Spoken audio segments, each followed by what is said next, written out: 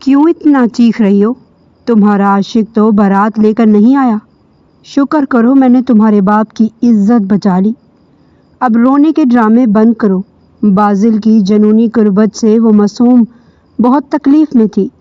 کنین کے سسرال والے کم جہیز کی وجہ سے بارات نہیں لائے تو اس کا نکاح بابا نے اپنے دوست کے بیٹے بازل شاہ سے کر دیا، جو انتہائی غصیلا اور سخت مزاج، عمر میں اس سے بہت بڑا تھا۔ بازل نے سنا تھا کہ کنین اس لڑکی کو پسند کرتی تو اس بات پر دن رات اس کا جینا حرام کر دیا۔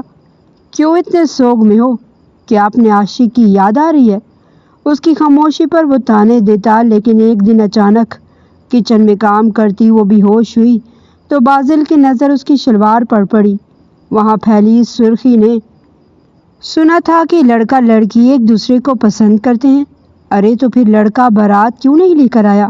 ایک عورت کی آواز پر بازل نے غصے سے اپنے لب بھینچ لیے تھے، یعنی کہ جس لڑکی سے اس کا نکاح ہوا ہے وہ پہلے سے ہی کسی اور کو پسند کرتی تھی، اور اسے بابا نے بلی کا بکرا بنا کر اس لڑکی کے سامنے پیش کر دیا۔ اس کا بس نہ چل رہا تھا کہ وہ اسے رخصت کروا کر اپنے ساتھ نہ لے کر جائے، جو اپنے باپ کے گلے لگی پھوٹ پھوٹ کر رو رہی تھی۔ اسے ابھی سے ہی اس لڑکی سے نفرت محسوس ہو رہی تھی۔ دلہن کے لال جوڑے میں لپٹی کنین سے سک رہی تھی۔ اس کے باپ نے اس کے سر پر ہاتھ رکھا اور کہنے لگا، بیٹا بس یہی تمہارا نصیب تھا، اسے اپنے نصیب کا لکھا سمجھ کر قبول کر لو۔ خدا تمہیں خوش رکھے، آباد رکھے۔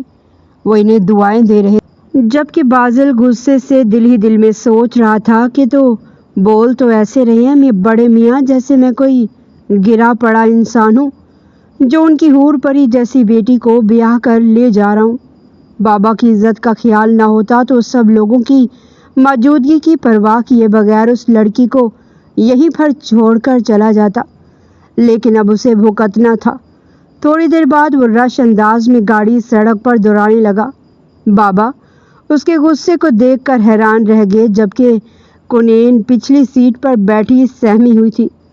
اس نے جالی دار گھونگھٹ کے پار سے ہی دیکھ لیا تھا کہ جس شخص سے اس کا ایمرجنسی میں نکاح ہوا ہے اس کے ماتھے پر بل ہیں، اور وہ نہایت غصے میں لگ رہا ہے۔ یا اللہ، یہ تو نے میرا کیسا نصیب لکھ دیا۔ پہلے مجھے اس مکروہ شخص کی گندی باتوں کو عذاب سہنا پڑا جو مجھ سے شادی کرنے والا تھا۔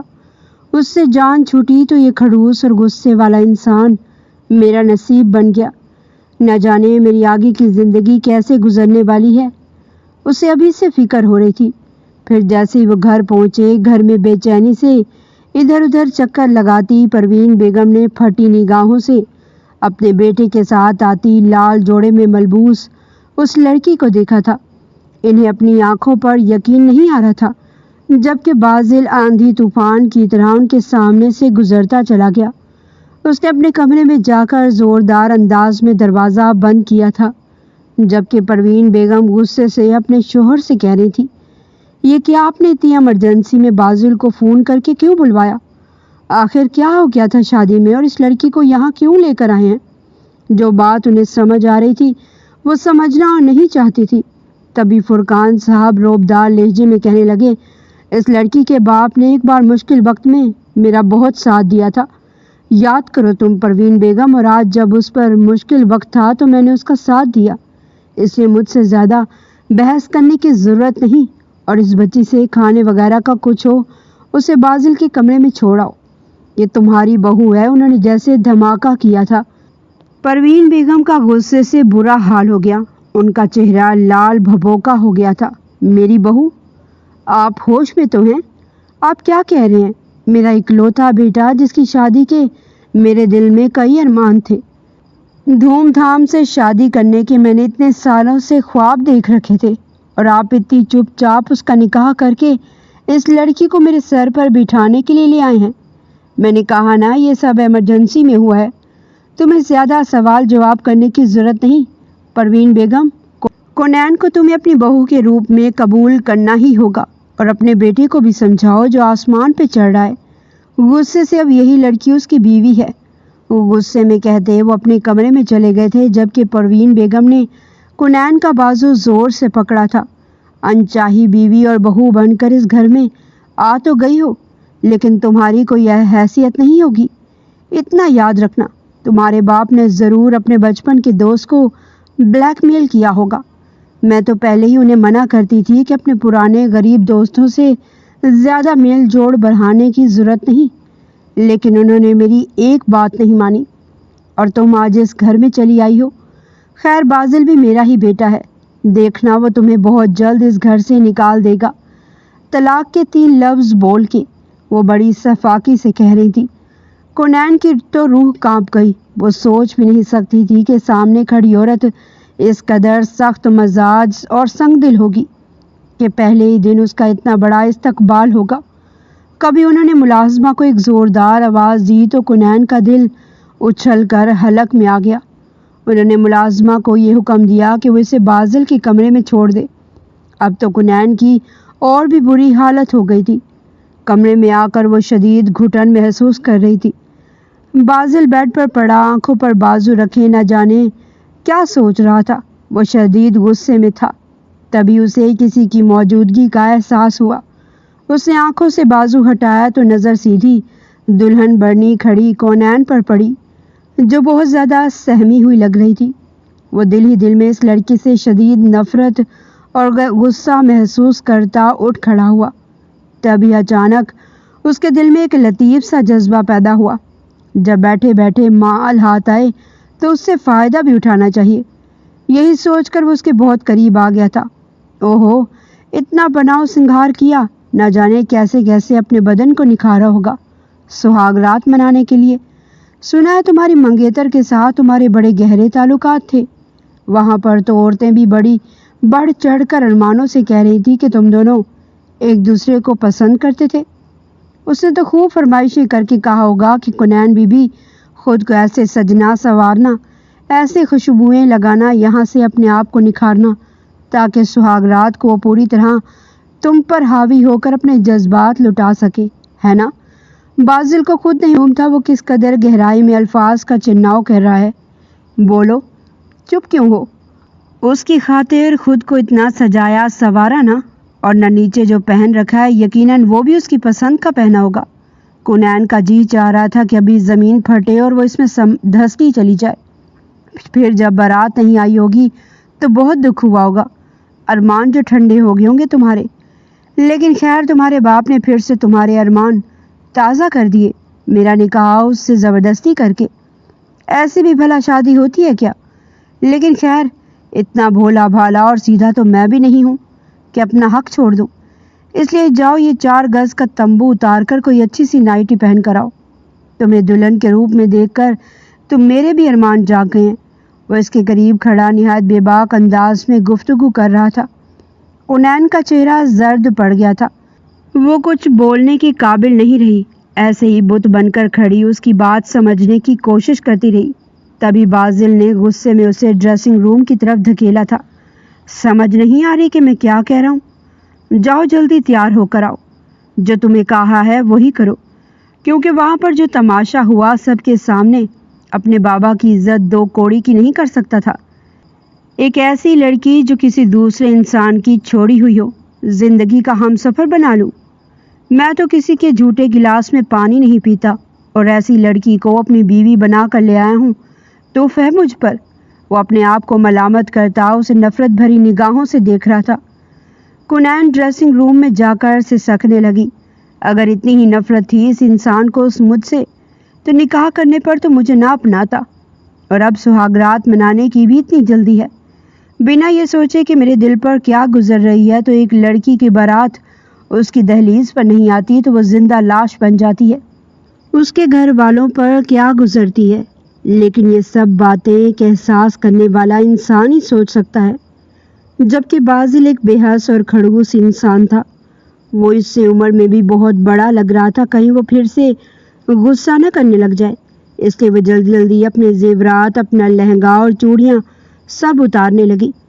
डरते डरते कमरे से बाहर आई थी। कमरे में छाया अंधेरा और हल्की सी नीली रोशनी देखकर वो पीठ के बल दूसरी साइड पर आकर लेट गई, जबकि बाजिल उसके वजूद पर छा गया। एक झटके से उसे हर पर्दे को आज़ाद किया था। اور پھر اس کے وجود پر سرخ رنگ کی حسین جالیدار پردوں کو دیکھ کر بازل شاہ کا ماتھا ٹھنکا تھا۔ بے ساختہ ایک بار پھر اس کا حلق تک کڑوا ہو چکا تھا۔ غصے سے تو طنزیہ انداز میں کہنے لگا، اوہ لگتا ہے تمہارے منگیتر نے بڑے شوق سے تمہیں یہ رنگ پہنایا ہے نا؟ اس کی پسند کی چیزیں پہن رکھی ہیں نا تم نے اپنے نیچے؟ بڑی فرمائشیں کی ہوگی اس نے کہ یہ رنگ پہن کر آنا، اور یہ رات تمہارے ساتھ پھر بھرپور طریقے سے گزارے گا۔ لیکن سمجھ نہیں آتی، جب تم اس کے لیے اتنا سج سنور رہی تھی تو پھر کیا بات بنی جو وہ بارات تھی لے کر نہیں آیا؟ کچھ تو چکر ضرور ہوگا، کہیں شادی سے پہلے ہی تم نے اسے راضی کرنے کے لیے اپنا آپ سونپ تو نہیں دیا تھا؟ کونین کے تو پورے وجود میں سنسنی کی لہر دوڑ چکی تھی۔ روتے ہوئے کہنے لگی کہ یہ کیسی باتیں کر رہے ہیں آپ؟ اگر آپ میرے بارے میں ایسا سوچتے ہیں تو چھوڑ دیں مجھے، مت ہاتھ لگائیں مجھے، لیکن میں اپنے کردار پر کوئی بات برداشت نہیں کروں گی۔ اس کے یوں بولنے پر بازل نے اسے بازوں سے جھنجھوڑ کر رکھ دیا تھا۔ اس کی اتنی اچانک شدت پر وہ حواس باختہ ہو کر چیخی تھی۔ کیوں اتنا چیخ رہی ہو؟ تمہارا عاشق تو بارات لے کر نہیں آیا۔ شکر کرو میں نے تمہارے باپ کی عزت بچا لی۔ اب رونے کے ڈرامے بند کرو۔ بازل کی جنونی قربت سے وہ بہت تکلیف محسوس کر رہی تھی، تبھی اس کی آنکھوں سے آنسو نکلنے لگے۔ بازل اس کے آنسو نکلتے دیکھ کر دل ہی دل میں خوش ہو رہا تھا۔ اگر میری جگہ تمہارا منگیتر وہ ہوتا تو سب کچھ خوشی سے کروا لیتی، لیکن اب جان بوجھ کر رونے کے ڈرامے کر رہی ہو۔ بازل نے اس کے بال جگڑے تو وضعیت سے زرد پڑ گئی۔ پہلے ہی 2 دن سے شادی کی ٹینشن کی وجہ سے اس نے کچھ کھایا پیا نہیں تھا، تبھی نیم مردہ سی ہو گئی۔ بازل جو اس کے نوخیز وجود سے لطف اندوز ہو رہا تھا، اچانک ہی اس کے بے حس و حرکت وجود پر نظر پڑی تو ہاتھوں کے طوطے اڑ گئے۔ وہ شاید بے ہوش ہو گئی تھی۔ بازل نے اٹھ کر جیسے ہی کونین کے چہرے پر تھپکی دی تو اسے ایک دم جھٹکا لگا، کیونکہ وہ بہت تیز بخار میں مبتلا نیم بے ہوش پڑی تھی۔ آزمائش اور پریشانیوں نے اسے تھکا ڈالا تھا، لیکن بازل یہ سب اس کی نوٹنکی سمجھتا غصے میں اسے جگانے لگا۔ یہ کیا لاش بن کر لیٹی ہو؟ جان بوجھ کر اداکاری کر رہی ہو تم؟ پانی۔ اس کے سوکھے لبوں سے فریاد نکلی تو بازل چند لمحے کے لیے اس کی معصومیت پر مبہوت ہو کر اسے دیکھنے لگا۔ کہنے لگا، پانی پینا ہے وہ تو میں ایسے بھی تمہیں پلا ہی دوں گا، لیکن تب جب میری شدتیں ٹھنڈی ہوں گی، سمجھی تم؟ پانی تمہیں ایک گھونٹ بھی نہیں ملے گا جب تک مجھے سکون نہیں مل جاتا۔ اب آنکھیں کھولو، تمہیں کیا لگتا ہے یہ آنکھیں بند کر کے کانپنے کا ڈرامہ کرو گی تو میں تمہیں بخش دوں گا، تم پر رحم کروں گا؟ ہرگز نہیں۔ تم بڑی شاطر قسم کی لڑکی ہو، اتنا تو میں جان ہی چکا ہوں۔ اب میرا ساتھ دو، اگر دوبارہ اس طرح کا کوئی ڈرامہ کیا تو مجھ سے برا کوئی نہیں ہوگا۔ میں مزید سختی سے تمہارے ساتھ پیش آؤں گا۔ وہ یہ الفاظ بول رہا تھا، لیکن رہی سہی ہمت بھی آج کونین کی جواب دے چکی تھی۔ وہ آدھ مری حالت میں بستر پر پڑی تھی۔ اس کی یہ حالت دیکھ کر بازل کو کچھ رحم آ ہی گیا تھا۔ وہ اس سے فوراً الگ ہوا۔ بستر کی چادر دیکھی تو اس پر سرخ نشان آ چکے تھے۔ صاف ظاہر تھا کہ یہ لڑکی بالکل انچھوئی تھی۔ یہ سوچ کر اسے اندر ہی اندر خوشی محسوس ہوئی۔ اس کے لب خشک ہو چکے تھے۔ پانی کا گلاس بھر کر وہ اس کے پاس آیا اور گردن سے پکڑ کر کہنے لگا کہ لو پیو پانی۔ اتنے میں ہی تمہاری جان نکل رہی تھی۔ زبردستی اس کے منہ سے اس نے گلاس لگایا تھا کہ پانی حلق سے نیچے گیا تو اسے ایک دم سے کھانسی لگ چکی تھی۔ ہوش بھی آ گیا تھا۔ پورا وجود درد سے ٹوٹ رہا تھا، لیکن وہ روتے ہوئے ظالم شخص سے کوئی فریاد بھی نہیں کر سکتی تھی۔ بڑی ہی کربناک اس کی وہ رات گزری تھی۔ بازل سے نکاح کے بعد کونین کی آزمائشیں بڑھ گئی تھی۔ نکاح کے دوسرے دن ہی وہ بخار میں مبتلا تھی۔ کمرے میں لیٹی ہوئی تھی جب پروین بیگم اس کے پاس آ کر کہنے لگی، او مہارانی اٹھ جاؤ، بستر چھوڑو، تمہارے ماں باپ آئے ہیں، ان کی خاطر مدارت تمہیں ہی کرنی ہوگی۔ یہاں پر تمہارے ملازم نہیں بیٹھے ہوئے۔ میرا تو تمہارے ماں باپ کی شکل دیکھنے کو دل نہیں چاہ رہا، جنہوں نے دھوکے سے تمہیں میرے بیٹے کی بیوی بنا دیا۔ وہ غصے سے کھول رہی تھی۔ کونین بخار زدہ وجود لیے کپ کپاتے ہوئے اٹھی تھی۔ پروین بیگم نفرت بھری نظر اس کے وجود پر ڈال کر کمرے سے باہر چلی گئی، جبکہ وہ رات کی بازل کی جنونی قربت کی وجہ سے چل بھی نہیں پا رہی تھی۔ اس نے آنکھوں پر پانی ڈالا، منہ ہاتھ دھویا، اپنا چہرہ نارمل کرنے کی کوشش کرنے لگی کہ ماں باپ کو یہ پتہ نہ چلے کہ اس پر کیا قیامت گزری ہے۔ جس شخص سے ابو نے اس کی شادی کی ہے وہ کتنا جنونی نکلا، اور یہ شادی صرف اس نے اپنے باپ کے کہنے پر زبردستی کی۔ وہ چہرے سے ظاہر نہیں ہونے دینا چاہتی تھی۔ تبھی دوپٹہ ٹھیک کرتی کمرے سے باہر جانے لگی کہ اچانک کمرے کا دروازہ ٹھک سے کھلا۔ آنے والا لمبا چوڑا وجود بازی کا تھا، جو اسے گہری نظروں سے دیکھ رہا تھا، لیکن چہرے پر بے پناہ سختی تھی۔ سنو، اگر تمہارے ماں باپ تمہیں لینے آئے ہیں تو یہ ان کی بہت بڑی بھول ہے۔ اب تم میرے نکاح میں ہو، اس لیے میں تمہیں تمہارے ماں باپ کے گھر جانے نہیں دوں گا۔ میں ان کے سامنے تمہیں جانے سے منع کر کے برا نہیں بننا چاہتا، اس لیے تمہیں ان کے سامنے انکار کرنا ہوگا، کیونکہ میرا دل ابھی تم سے بھرا نہیں ہے۔ ویسے بھی ہماری نئی نئی شادی ہوئی ہے، اب تو تم سے پورا ہی حق وصول کروں گا۔ وہ اس کے قریب آیا، اپنی گہری نظریں اس کے وجود پر گاڑتے ہوئے کہنے لگا، جبکہ کونین نے بے ساختہ ہی اپنا دوپٹہ ٹھیک کیا تھا۔ اگرچہ وہ اس کا شوہر تھا، لیکن رات والے سلوک کے بعد وہ اس کی نظروں سے خائف ہو رہی تھی، جو جسم کو چیر دینے والی تھی۔ وہ خاموشی سے امی ابو سے ملنے چلی گئی۔ ابو نے اسے گلے لگا کر پیار کیا۔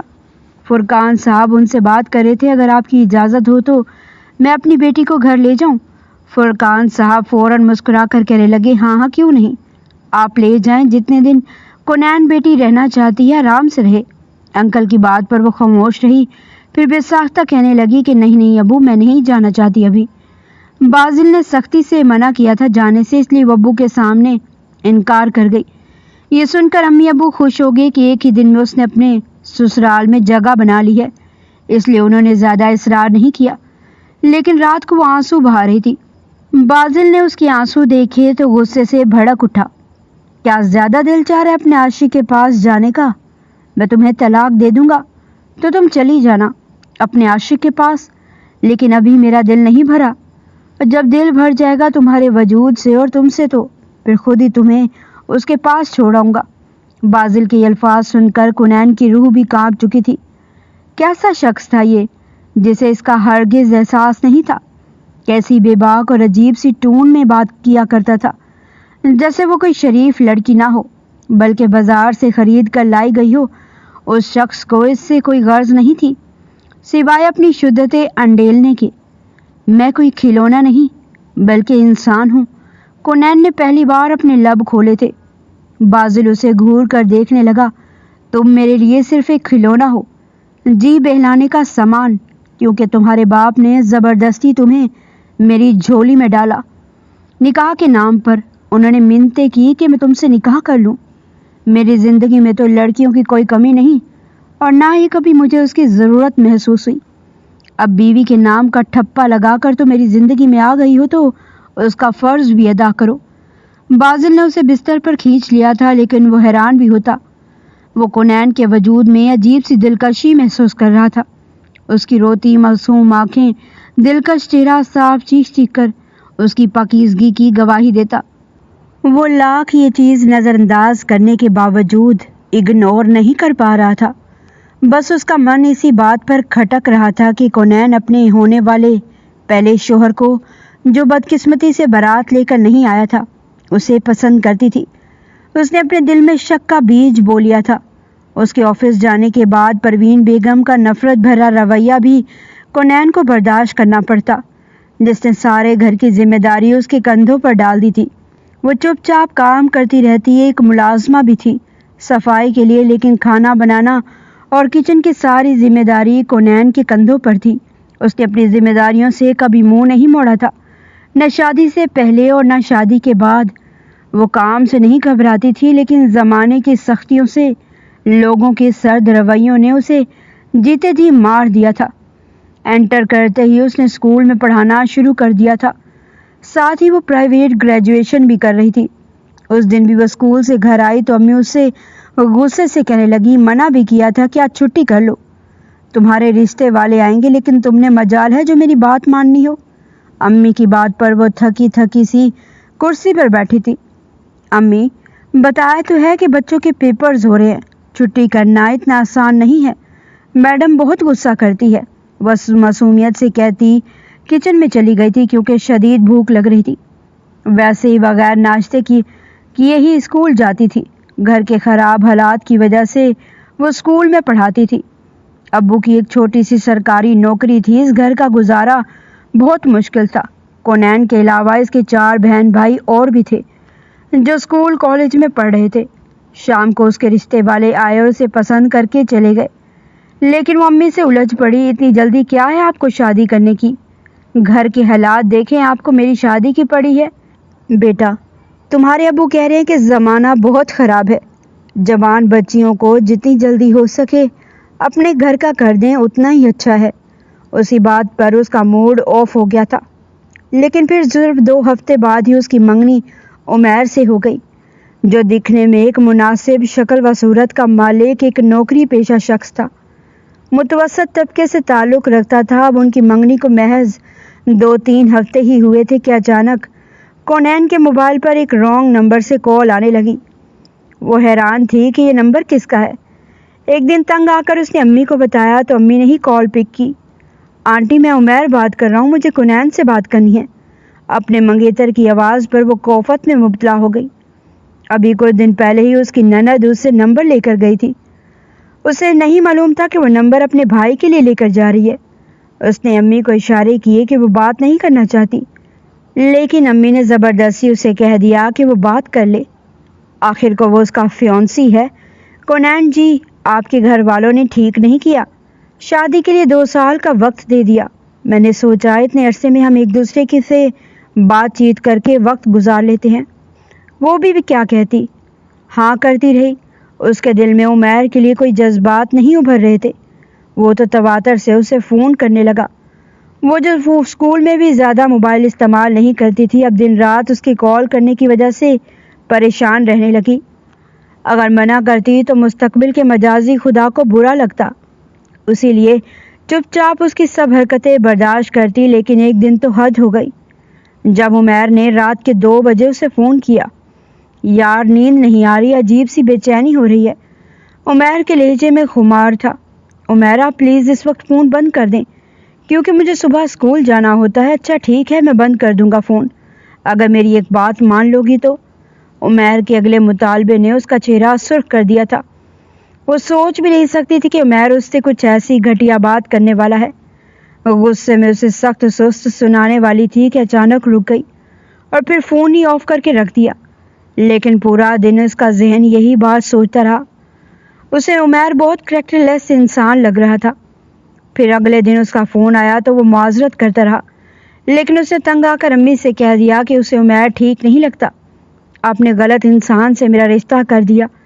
امی نے اسے گھور کر دیکھا تھا۔ بہت اچھے لوگ ہیں، تمہارے ابو نے ساری تحقیقات کی ہیں، تمہیں پریشان ہونے کی ضرورت نہیں۔ لیکن ایسے لگ رہا تھا جیسے یہ منگیتر نہیں بلکہ کوئی بہت بڑی آزمائش ہے، کیونکہ وہ اس سے بہت غلط قسم کے مطالبات کرتا رہتا۔ وہ انکار کر کر کے تھک گئی تھی۔ کبھی وہ باہر ملنے کی فرمائشیں کرتا تو کبھی آدھی رات کو عجیب عجیب باتیں کرتا۔ وہ ذہنی دباؤ کا شکار ہو کر رہ گئی تھی۔ اس روز بھی وہ بڑے غصے سے اپنی امی کے پاس گئی تھی۔ آنکھوں میں آنسو آ گئے تھے، کہنے لگی کہ مجھے یہ رشتہ کرنا ہی نہیں ہے، آپ جائیں اور جا کر عمیر کے ساتھ میرے اس رشتے کو ختم کر دیں۔ اس کی بات سننا تھی کہ زناٹے دار تھپڑ اس کی ماں اس کے منہ پر مار کے کہنے لگی کہ بے حیا لڑکی، ہوش میں تو ہو تم؟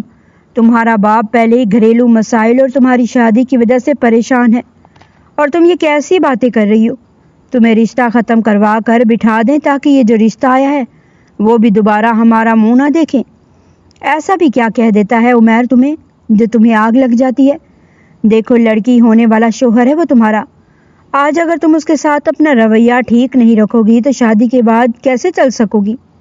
ویسے بھی وہ لوگ ہم سے تو اچھے ہیں، کھاتے پیتے لوگ ہیں، تم جیسی لڑکیاں تو ویسے ہی رشتوں کے لیے مرتی ہیں، لیکن پتہ نہیں تم کیوں اس کی ذرا ذرا سی بات پر غصہ کر جاتی ہو۔ اگر یہ رشتہ تم نے ختم کیا نا تو یاد رکھنا تم ہمارا مرا منہ دیکھو گی۔ ماں کی یہ دھمکی سن کر وہ خاموش ہو گئی تھی۔ اس رات جب ایک بار پھر عمیر نے کال کر کے اس سے وہی فرمائش کی تھی کہ یار کیوں شرماتی ہو، شادی تو ہماری ہو ہی جانی ہے، مگر تمہارا مجھے اپنا شوہر ہی سمجھو۔ کیا تم میرا دل بہلانے کے لیے اپنا دوپٹہ نہیں اتار سکتی؟ میں تمہیں کوئی مکمل بے لباس ہونے کا تو نہیں کہہ رہا، صرف یہی کہہ رہا ہوں کہ اپنے وجود سے دوپٹے کو الگ کرو اور پھر مجھے تصویر بھیجو، یا پھر ایسا کرتا ہوں میں تمہیں ویڈیو کال کرتا ہوں۔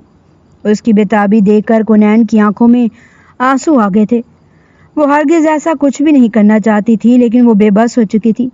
جان بوجھ کر کہنے لگی کہ سگنل کا مسئلہ ہے، مجھے آپ کی آواز نہیں آ رہی، اور یوں ہی اس نے کال بند کر دی تھی۔ ساری رات اس کی روتے ہوئے گزر گئی تھی۔ کیوں غریب گھر کی لڑکی کے لیے رشتہ بنانا اور پھر نبھانا اتنا مشکل ہو جاتا ہے؟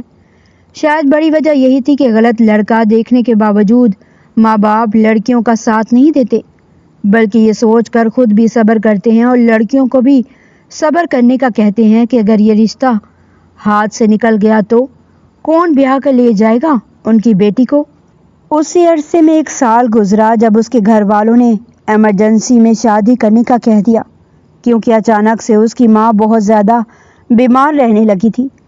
وہ اتنی جلدی شادی کے لیے تیار نہیں تھی، کسی طرح بھی چاہتی تھی کہ رشتہ ختم ہو جائے، لیکن اس کی بات سننے والا یہاں تھا کون؟ ابو امی، جن کو اس کی شادی کی بہت جلدی تھی۔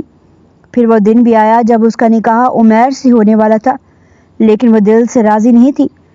آنکھوں سے اشک بار بار بہہ رہے تھے، لیکن اچانک ہی نہ جانے کیا ایسا ہوا کہ ابو اور عمیر کے باپ میں کسی چیز کو لے کر بہت بحث ہو گئی۔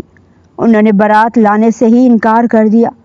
کچھ دنوں سے کال پر عمیر کا رویہ بھی کافی بدلا سا تھا۔ بات بات پر اکثر یہی بات نکالتا کہ جہیز میں تمہارے ماں باپ کیا دے رہے ہیں؟ تمہیں وہ میری امی پوچھ رہی تھی۔ بدلے میں وہ یہی کہتی تھی کہ میرے ماں باپ غریب ہیں عمیر، اور میں کسی طرح کا ان پر بوجھ نہیں ڈالنا چاہتی۔ جو کچھ ہوا میں خود بنا لوں گی، لیکن زیادہ جہیز نہیں لوں گی۔ پھر بھی وہ کسی نہ کسی طرح کوئی بات نکال کر گھما پھرا کر وہیں ہی لے آتا کہ اچھا، میرے خاندان میں تو اس سے پہلے جب بھی شادی ہوئی ہے، لڑکی والوں نے مہران کار اپنے داماد کو گفٹ کی ہے۔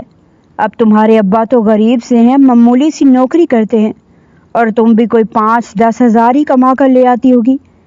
اپنی جاب سے تو تم لوگ کم از کم ایک موٹر سائیکل تو افورڈ کر ہی سکتے ہو نا۔ اس کی بات سن کر کنین چونک اٹھی تھی۔ کہنے لگی کہ یہ کیا کہہ رہے ہیں آپ؟ لیکن فوراً وہ ہنس پڑا تھا۔ ہنس کر کہنے لگا کہ ارے نہیں، مذاق کر رہا ہوں۔ تم یہ مت سمجھو کہ میں تم سے کوئی ڈیمانڈ کر رہا ہوں۔ میں تو بس یہی پوچھنا چاہ رہا تھا کہ آپ لوگوں نے اپنے داماد کے لیے یقیناً کوئی بڑا اور اچھا گفٹ ہی رکھا ہوگا۔ مجھے سرپرائز دینا چاہتے ہوگے، آخر کو میں اس گھر کا بڑا داماد ہوں۔ اس کی یہ باتیں کنین کو مزید پریشان کر چکی تھی۔ دلہن بنی کنین کے پاس اس کی چھوٹی بہن دانین آئی تھی۔ آپ ہی عمیر بھائی کے گھر والوں نے بارات لانے سے انکار کر دیا۔ ابو بہت رو رہے ہیں، نہ جانے کیا بات ہو گئی ہے۔ دانین کی بات پر وہ خاموش بیٹھی رہی۔ اس کے سرد تاثرات میں کوئی فرق نہیں پڑا تھا، جیسے وہ کوئی ربوٹ ہو۔ پہلے بھی دل کسی بھی خوشی سے خالی تھا۔ عمیر جیسے مکروہ شخص کی باتوں کو برداشت کرنا اس کے لیے بہت مشکل تھا، پھر پوری زندگی اسے برداشت کرنا۔ وہ تو یہی سوچ سوچ کر پاگل ہو رہی تھی۔ لیکن تھوڑی دیر بعد دانین اور امی نے اسے بتایا، تمہارے ابو کے دوست ہیں نا، فرقان قریشی، ان کے بیٹے سے تمہارا نکاح ہو رہا ہے بیٹا۔ بڑی خوش نصیب ہے میری بچی، اتنے بڑے گھر میں بیاہ کر جا رہی ہے۔ ان کا بیٹا آ گیا ہے تمہیں بیانے کے لیے۔ میری بیٹی آج رخصت ہو کر جائے گی اپنے سسرال۔ امی خوش ہو کر کہہ رہی تھی، جبکہ وہ حیرت سے انہیں دیکھتی رہ گئی۔ دلہا بیزار شکل بنائے، سفید شرٹ، سوتی جاگتی کیفیت لیے نکاح نامے پر سائن کر رہا تھا۔ چہرے پر غصے کے تاثرات تھے۔ بازل قریشی جو ایک امیر باپ کا بیٹا تھا، 3 فیکٹریاں تھیں اس کی اس شہر میں۔ یہ سب کچھ فرقان صاحب نے اپنی محنت سے بنایا تھا۔ بازی ان کا اکلوتا بیٹا تھا۔ اب وہ 3 فیکٹریاں اس کے نام پہ تھی۔ بلا کا ہینڈسم 30 سال کا ہونے کے باوجود لیکن ابھی تک کنوارا تھا۔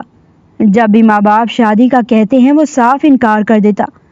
یونیورسٹی میں ایک لڑکی سے محبت کرنے کے بعد ایسا دھوکہ ملا کہ اسے لڑکیوں کے نام سے بھی نفرت ہو گئی تھی۔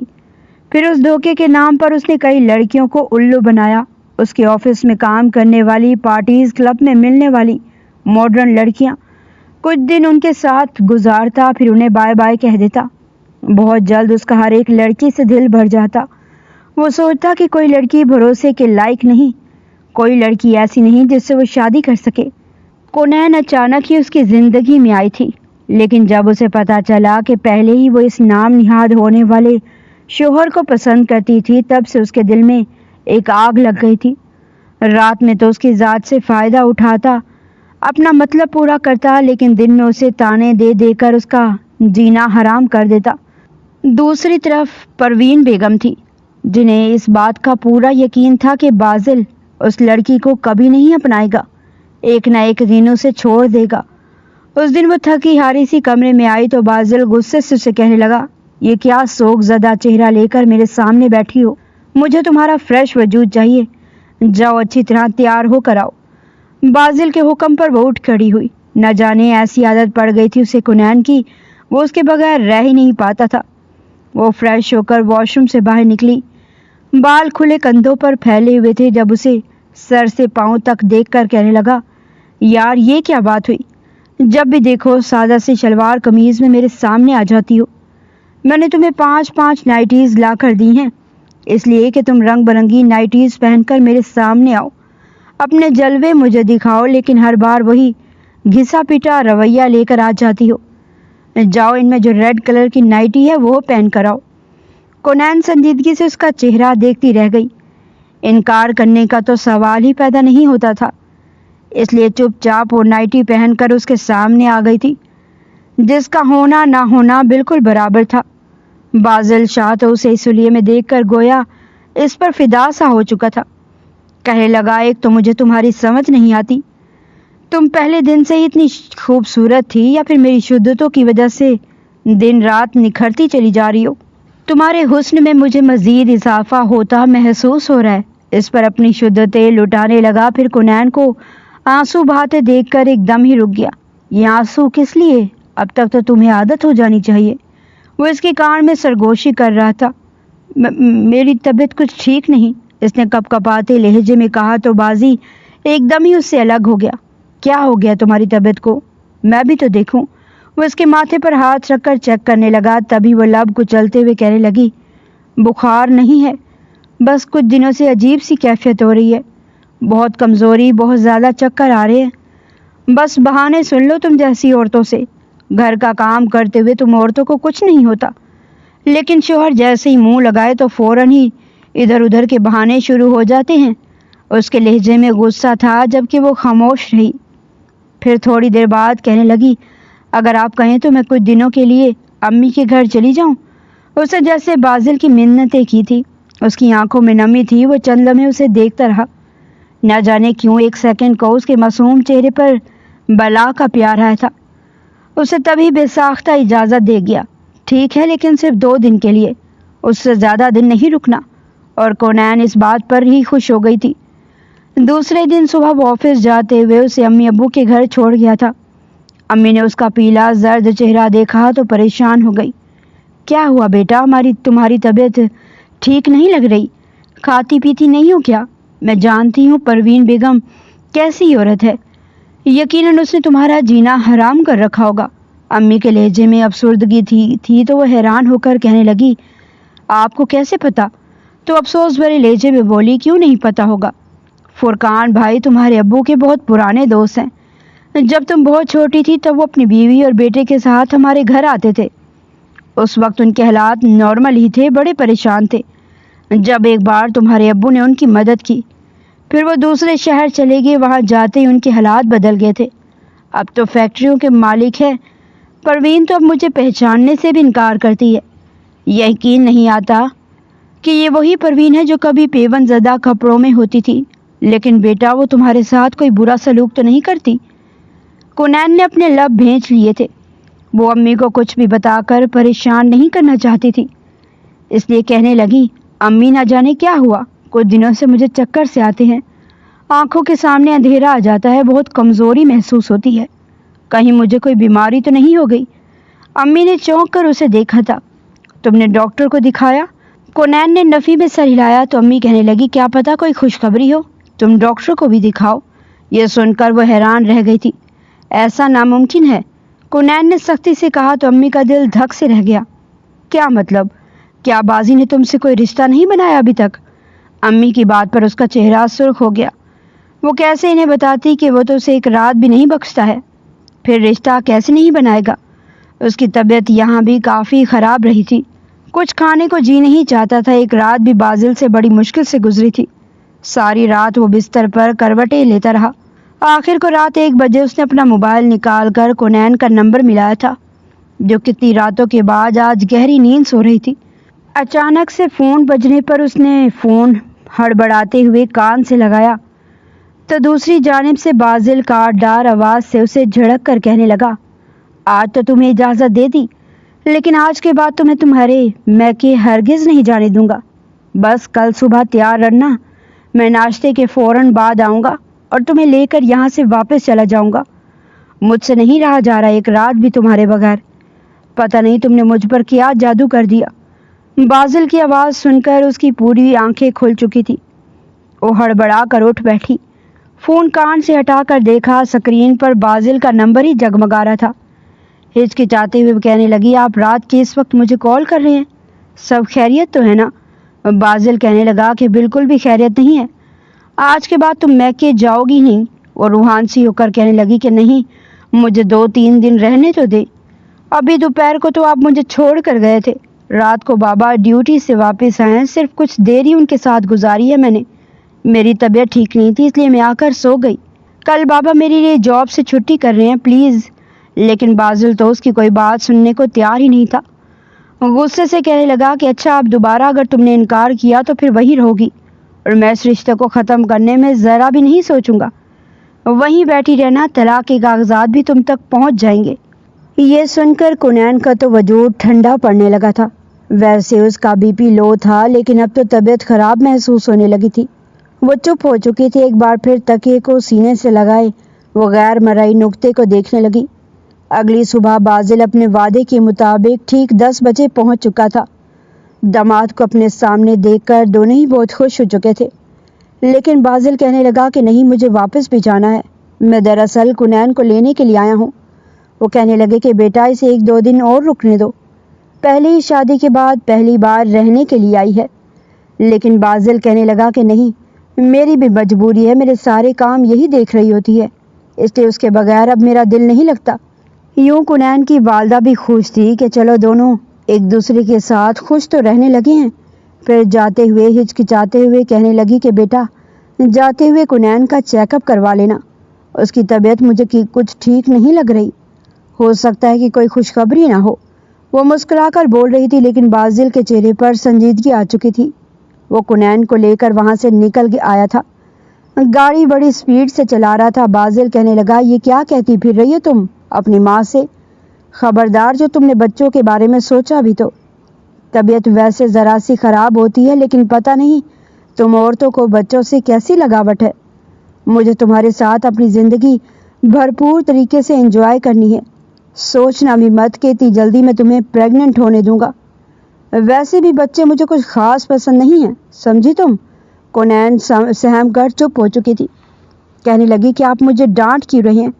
پہلے مجھے میرے ماں باپ کے گھر رہنے نہ دیا، اور اب یوں ڈانٹ رہے ہیں جیسے بچہ میں نے خود اپنے اندر ڈال کر پیدا کرنا ہے۔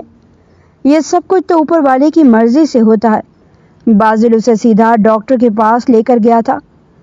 کنین ڈری سہمی سی تھی۔ ڈاکٹر نے اس کا چیک اپ کیا تو وہ الٹرا ساؤنڈ دیکھتے ہی مسکرا کر کہنے لگی کہ مبارک ہو، آپ ماں بننے والی ہیں۔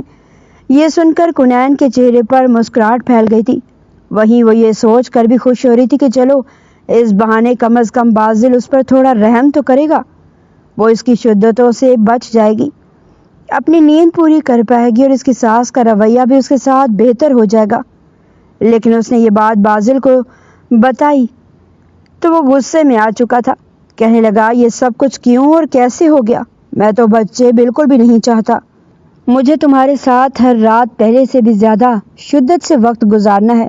کنین ڈرتے ڈرتے کہنے لگی کہ ڈاکٹر کہہ رہی ہے کہ مجھے کافی کمزوری ہے، وقت پر پھل اور دودھ کھانے پڑیں گے اور نیند بھی پوری کرنی پڑے گی، تبھی بچوں کی صحت اچھی ہوگی۔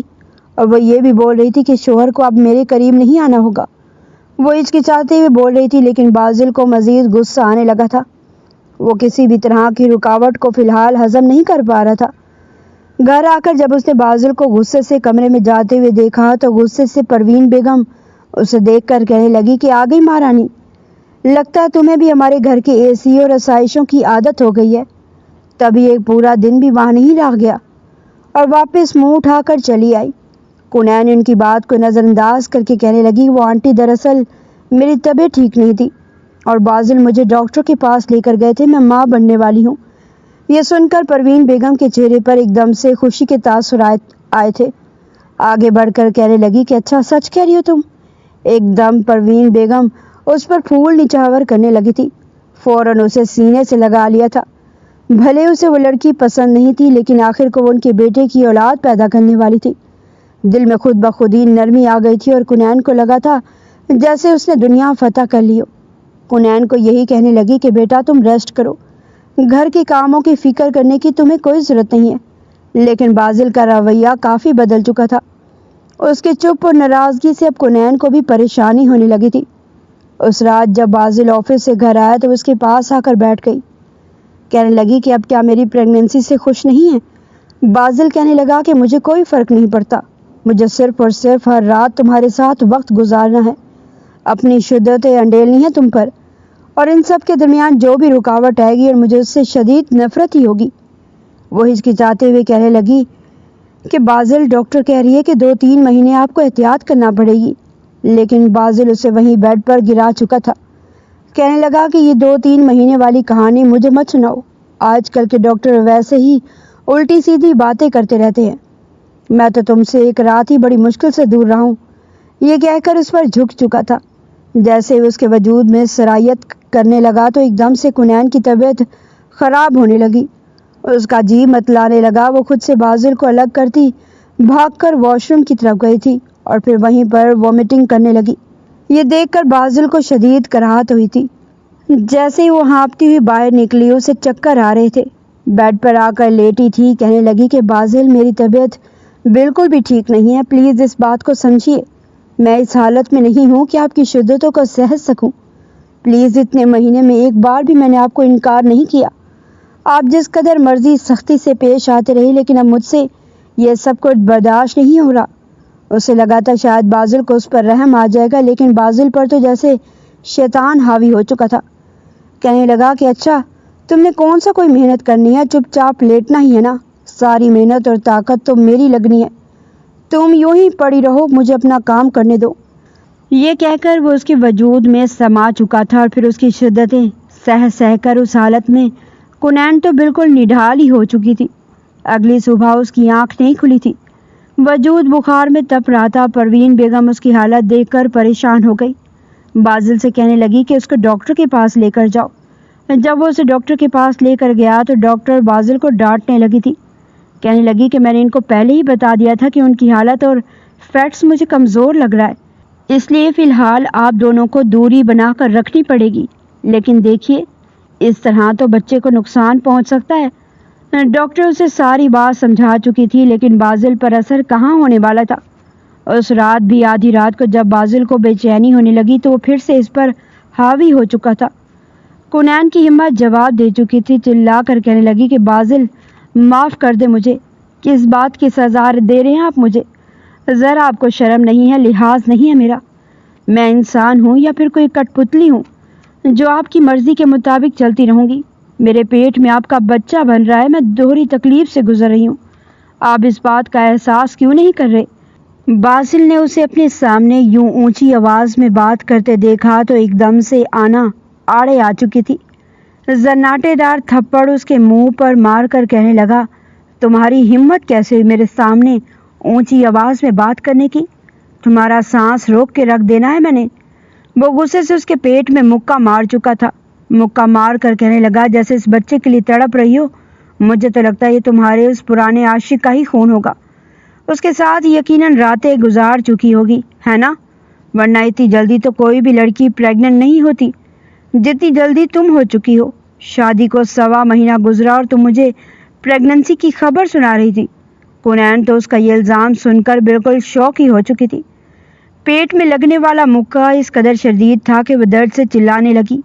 اس کی خراب ہوتی حالت دیکھ کر پروین بیگم بھی جب وہاں پر آ گئی تو فوراً بات کو بدل کر بازل کہنے لگا کہ وہ یہ واش روم کے لیے اٹھی تھی، لیکن پہنچنے سے پہلے گر گئی۔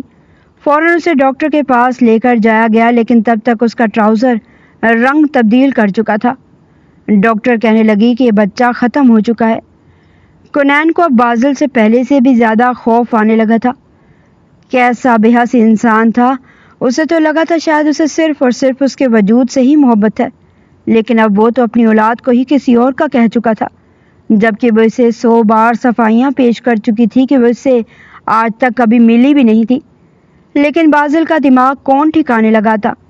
اس خراب طبیعت میں بھی صرف 5 دن اس نے کنین کو چھٹی دی تھی، اور پھر یوں ہی ہر رات اس کے نام کرنے لگا تھا۔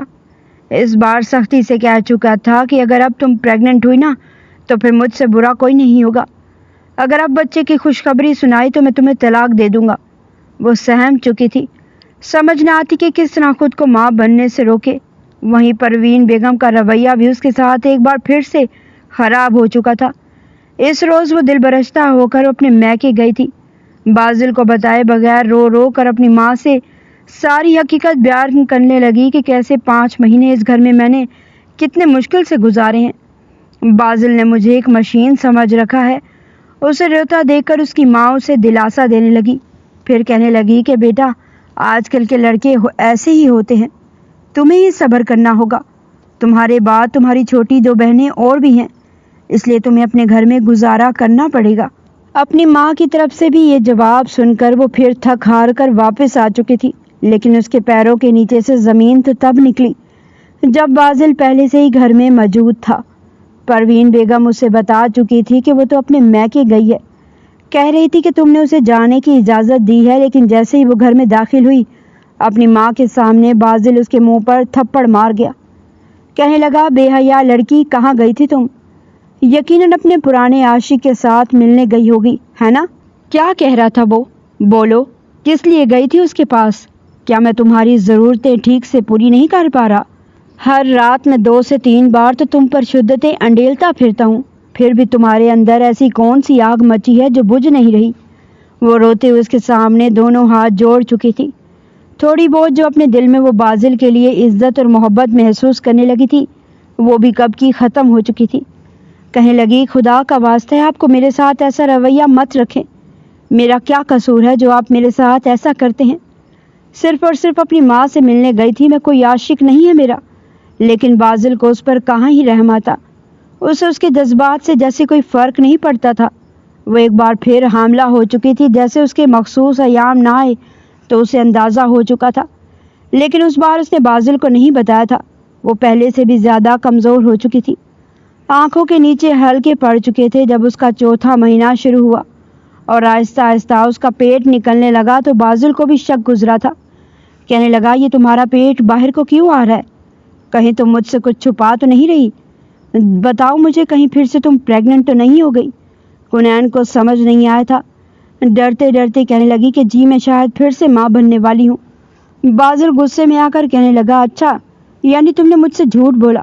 مجھ سے؟ میں نے تمہیں دوا لا کر دی تھی نا، کہا تھا نا کہ ہر مہینے کھاتی رہنا تاکہ دوبارہ مجھے جو منحوس خبر نہ سننی پڑے۔ ابھی کہ ابھی تم میرے ساتھ ڈاکٹر کے ساتھ چلو گی اور یہ سارا کھیل ختم کرواؤ گی۔ وہ اسے تقریباً گھسیٹ کر باہر لے کر آیا تھا۔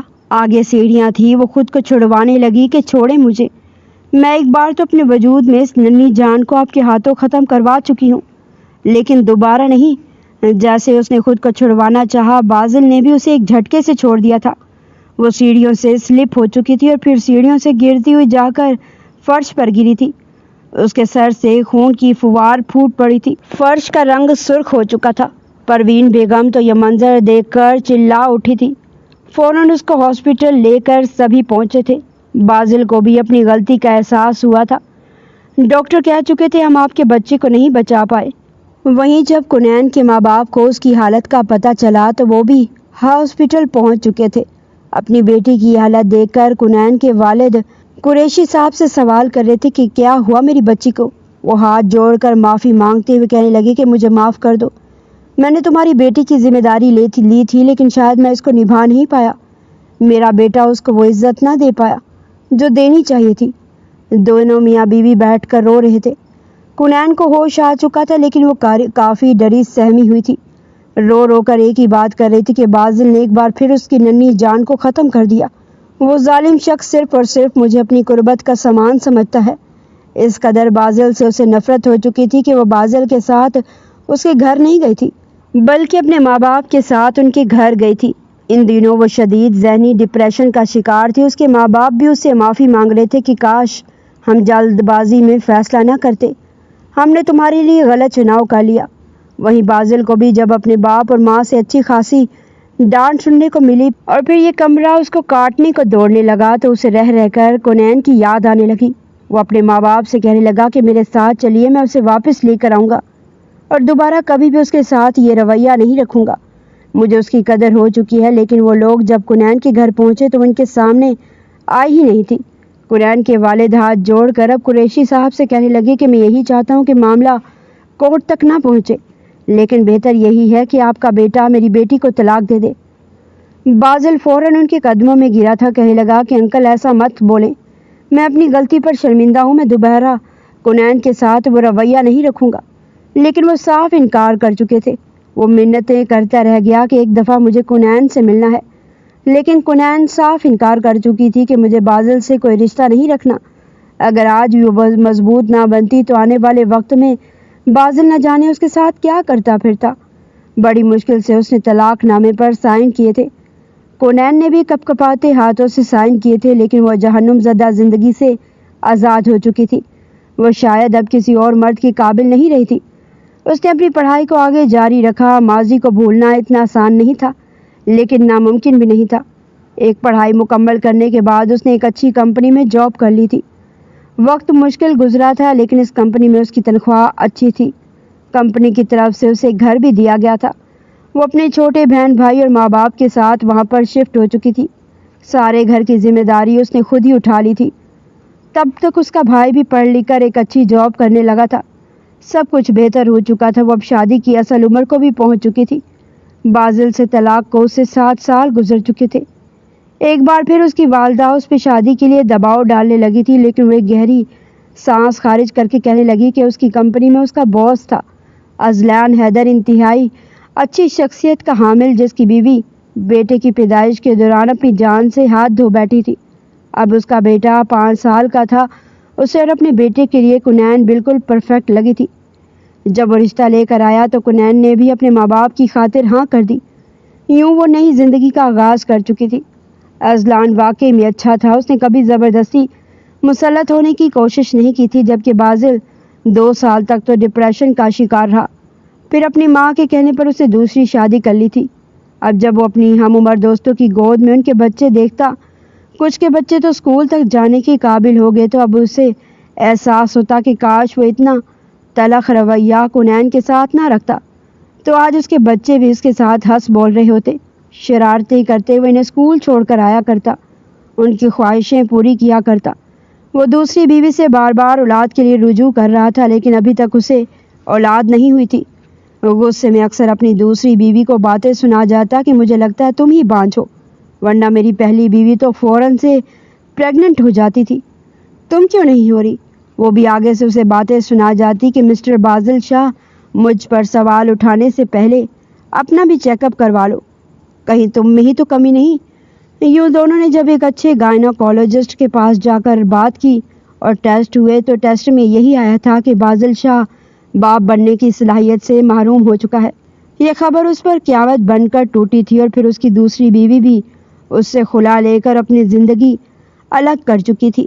رہ رہ کر اسے کنین کی یاد آتی کہ کاش اس کے ساتھ ایسا نہ کرتا, لیکن اب سوائے پچھتاوے کی کچھ نہیں بچا تھا.